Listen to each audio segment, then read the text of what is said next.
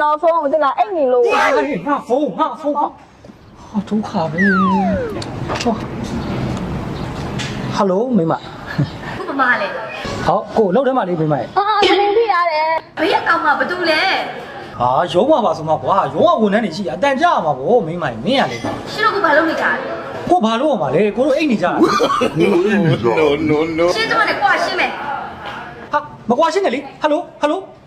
ဟာသွားပါပြီကွာပြဿနာပဲနင်ကဘာလို့ငါဖုန်းလာကိုင်းတာလဲလို့ကိုဖုန်းကိုမကိုင်းဘူးဟာကိုပဲတော့တက်ကုန် ဟယ်လို တဲလေကိုရင်တော့ကြလိုက်တယ်နော်အခန်း3နှစ်ကိုပြီးလိုက်လာခဲ့ကိုစောင့်နေမယ်နော် ရှင့်မိမ